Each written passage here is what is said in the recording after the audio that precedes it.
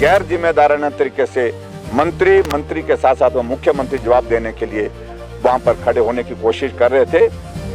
हमने असंतुष्ट होकर के उनके जवाब से उचित समझा कि सदन से वॉकआउट करना चाहिए। अब विधानसभा में हिमकेयर का सवाल विनोद जी ने पूछा, उनके साथ रणधीर जी ने पूछा, वो बैठे रहे और जयराम जी ठाकुर जी उठ के चले गए। ये मंत्री महोदय ना तो मंत्री पद की गरिमा रखते हैं, ना तिरंगे का सम्मान रखते हैं, ना लोकतंत्र की मर्यादाओं की चिंता करते हैं। मुझे विधानसभा में जब संबोधन करते हैं कहते हैं कि ये आदमी, और आज उसी तर्ज पर जो इनके विधायक हैं जो रणधीर शर्मा, वो कहता है ये मंत्री। अगर ये अपनी जुबान को, अपनी भाषा को अगर नहीं सुधारेंगे तो हमें भी ईंट का जुआ पत्थर से देना आता है। अध्यक्ष महोदय ने मुझे पॉइंट ऑफ ऑर्डर देने की बजाय राजस्व मंत्री जी को पॉइंट ऑफ ऑर्डर पर बोलने का उनको नाम पुकारा।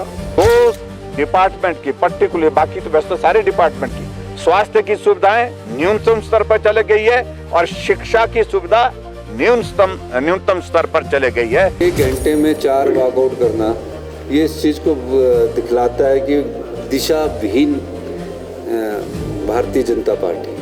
नमस्कार दोस्तों, आप देख रहे हैं समाचार फर्स्ट टू द पॉइंट और मैं हूं आपके साथ बालकृष्ण। हिमाचल प्रदेश विधानसभा के मॉनसून सत्र के दूसरे दिन प्रश्नकाल के दौरान सदन में जमकर हंगामा हुआ।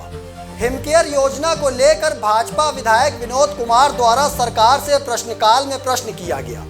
जवाब से असंतुष्ट विपक्ष के विधायक नारेबाजी करते हुए सदन से बाहर निकल गए। नेता प्रतिपक्ष जयराम ठाकुर ने कहा कि विपक्ष के विधायक ने हिमकेयर योजना को लेकर सवाल पूछा था, इस पर सरकार की ओर से उचित जवाब नहीं मिला। विपक्ष के विधायक की ओर से हिमकेयर योजना से जुड़ा मार्मिक वाक्य सुनाया गया तो मुख्यमंत्री और अधिकांश मंत्री मुस्कुरा रहे थे। जयराम ठाकुर ने कहा कि प्रदेश सरकार ने राज्य की स्वास्थ्य व्यवस्था का बेड़ा गर्क कर दिया है। साथ ही मुख्यमंत्री पर निशाना साधते हुए जयराम ठाकुर बोले कि सदन में मुख्यमंत्री की स्थिति हास्यास्पद हो गई है, मंत्री विधायक उनकी सुनने को भी तैयार नहीं है। मित्रों, आज बहुत ही महत्वपूर्ण प्रश्न माननीय सदस्य विनोद कुमार जी की ओर से लगा था कि हिमाचल प्रदेश में जो हिमकेयर योजना चल रही है, क्या सरकार उसको चलाए हुए है या उसको बंद कर दिया गया है।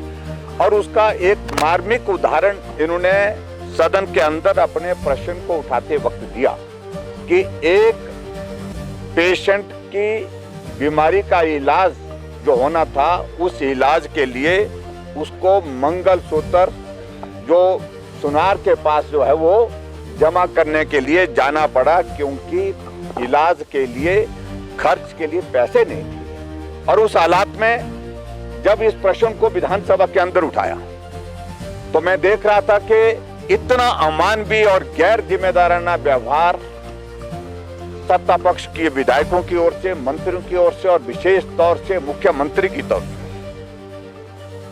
कि मंगलसूत्र सुनार के पास जमा करने के लिए वो आदमी लेकर के गया ताकि उससे पैसा उधार लेकर के मैं हॉस्पिटल का बिल चुकता कर सकूं। इस पर मुख्यमंत्री मुस्कुरा रहे थे और इस पर मंत्री अधिकांश मुस्कुरा रहे थे। इतना अमानवीय दृश्य मैंने सचमुच में कभी नहीं देखा। और ये घटना नहीं है, ये घटना इससे पहले चंबा में जहां प्रत्यक्षदर्शी मैं हूं, उस महिला को मैं हॉस्पिटल में मिलकर के आया। हम सब लोगों ने पैसा इकट्ठा करके उस पेशेंट की, उस महिला के इलाज के लिए जो पैसे वहां पर देने थे, उसका बेटा जाकर के हॉस्पिटल में अपनी मां के जेवर गिरवी रखने के लिए गया था। लेकिन उस वहां पर जो केमिस्ट ने, उसने कहा कि आप पैसा बाद में दे दीजिए, लेकिन मैं जेवर नहीं लूंगा। फिर हमने वहां पर सब लोगों ने मिलकर के वो पैसा का इंतजाम किया। मेरा कहने का मतलब है कि हिमाचल प्रदेश में स्वास्थ्य की सेवाओं का सत्यानाश जिस प्रकार से किया है वर्तमान सरकार ने, ऐसा कभी आज से पहले नहीं हुआ है। निम्न स्तर पर आज तक स्वास्थ्य की सुविधाएं जो है हिमाचल प्रदेश में चले गई हैं। वॉकआउट के बाद विपक्ष फिर सदन में पहुंचा, लेकिन पॉइंट ऑफ ऑर्डर में मामला फिर बिगड़ गया। दरअसल सत्ता पक्ष ने जयराम ठाकुर द्वारा सदन में व्यवस्थाओं को तार तार करने के शब्दों पर आपत्ति जताई। इसी बीच राजस्व मंत्री जगत सिंह नेगी ने उल्टा भाजपा से लेकर पीएम तक को व्यवस्थाओं को तार-तार करने का आरोप लगाया, जिससे विपक्ष और उखड़ गया और सदन से नारेबाजी करते हुए दोबारा से वॉकआउट कर गया। इतना ही नहीं, विपक्ष ने पूरे सत्र के दौरान राजस्व मंत्री जगत सिंह नेगी के बॉयकॉट की बात कही।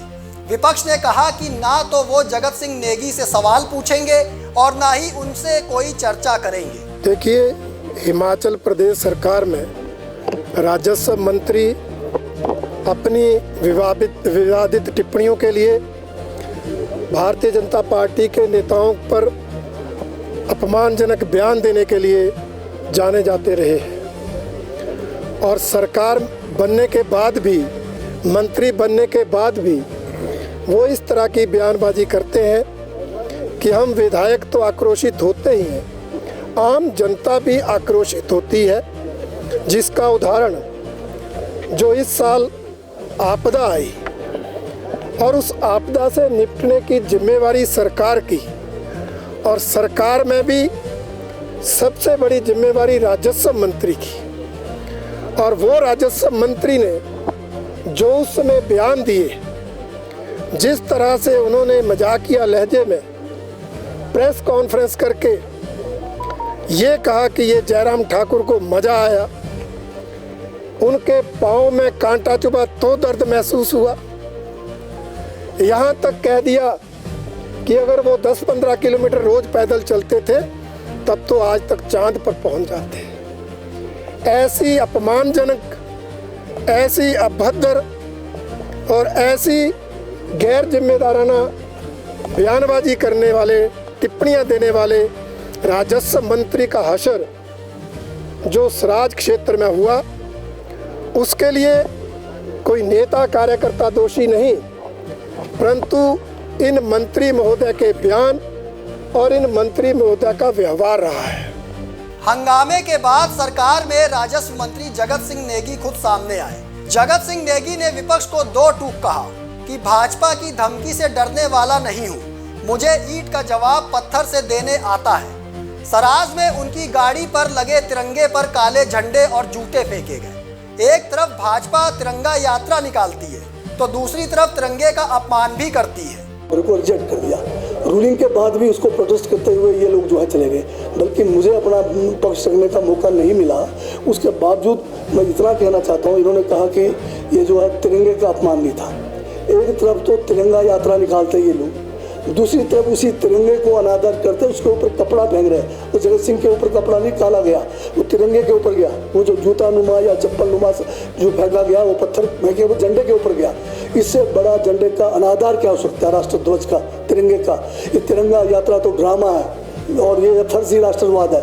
असली राष्ट्रवाद जब था तब तो इन्होंने तिरंगे को जो है 50 साल तक अपने जो है RSS के जो है उसमें ऑफिस में नहीं लगा। आज तिरंगे का इतना बड़ा अनादर हुआ है, इसका अपमान हुआ है, और उस बात को छुपाने के लिए ये लोगों को गुमराह कर रहे हैं। सभी ने जो है इस पे देखा है, पोस्टों पे, फेसबुक पे देखा, सोशल मीडिया में देखा, वो काले कपड़े किसके ऊपर फेंके गए, वो काला जो चप्पल नुमा चीज़ किसके ऊपर फेंका गया, वो भारत के राष्ट्रीय ध्वज का अपमान हुआ है। जगत सिंह का कोई अपमान नहीं हुआ है। मेरे ऊपर फेंकते तो मैं देख लेता क्या होता। ये जो है कहते कि अंदर बैठने वाला व्यक्ति जो है वो होना चाहिए। तो क्या जो ये तिरंगा लगा कर जब ये बैठे थे, जब मंत्री थे, तो ये क्या कहते हैं, ये कोई अलग ही किस्म के नॉन बायोलॉजिकल लोग थे। तो वहीं विपक्ष के वॉकआउट पर मुख्यमंत्री ठाकुर सुखविंदर सिंह सुक्खू ने कहा कि 1 घंटे में 3 बार वॉकआउट करना गलत है, विपक्ष दिशाहीन हो गया है। मुख्यमंत्री बोले, सदन में दोनों पक्षों की बात होती है, स्पीकर विपक्ष को ज्यादा समय देते हैं, विपक्ष फ्रस्ट्रेशन में है, जो बात सुने बगैर वॉकआउट कर रहा है। मुख्यमंत्री ने एक बार फिर दोहराया कि भाजपा 5 गुटों में बंट चुकी है। मंत्री जगत सिंह नेगी संवैधानिक पद पर बैठे हैं, उनका जवाब सुनना चाहिए। मुख्यमंत्री ने कहा, जगत सिंह नेगी सबसे ज्यादा इफेक्टिव मिनिस्टर है। मंत्री संवैधानिक पद पर है, और अगर मंत्री जी कोई बात का जवाब देते तो पढ़ लिख कर देते हैं। हर सवाल को पढ़ते हैं, जवाब देते हैं और कोई गलत करते हैं। अगर किसी ने टारगेट करना, किसी को हम रोक नहीं सकते। हमारे मंत्री जवाब भी देंगे, और जिसका मंत्री का नाम लेके वो बात कर रहे हैं, वो मंत्री सबसे ज़्यादा इफेक्टिव मंत्री है। सबसे ज़्यादा रिलीफ उन्होंने ही देना है और सबसे ज़्यादा रिलीफ भी उन्हीं के क्षेत्र में बांटने आए हैं। पर वो चाहते कि व्यक्तिगत तौर से जो मैं कहूँ वो हो, ऐसा नहीं होगा कि पिक एंड चूज होगा। मंत्री जी ने ठीक कहा कि जो बातें मैं मंत्री हूँ, जो भी गलत काम होगा मैं उसका जिम्मेवारी लूँगा। तो माननीय मंत्री जी जो कि के बारे में वो बात कर रहे हैं, इसलिए बात कर रहे हैं, वो सत्य बोलते हैं तो उनको जरा पिंच हो जाता है, क्योंकि वो सच सुनने की भारतीय जनता पार्टी के नेताओं में आदत नहीं रही है। मुख्यमंत्री सुक्खू ने पहले ही दिन सत्र शुरू होने से पहले विपक्ष से अपील की थी कि अपने क्षेत्र की समस्या उठाएं, ना कि वॉकआउट करने पर ध्यान दें। लेकिन ऐसा लगता है कि ये सत्र भी हंगामेदार ही रहने वाला है और विपक्ष की ओर से हिमाचल के मुद्दों पर प्रदर्शन और वॉकआउट का सिलसिला जारी रहेगा। खैर, देखते हैं आगे आने वाले दिनों में क्या होता है। फिलहाल मुझे दीजिए इजाजत, लेकिन कमेंट बॉक्स में आप अपनी राय देना ना भूलिएगा। तब तक के लिए धन्यवाद।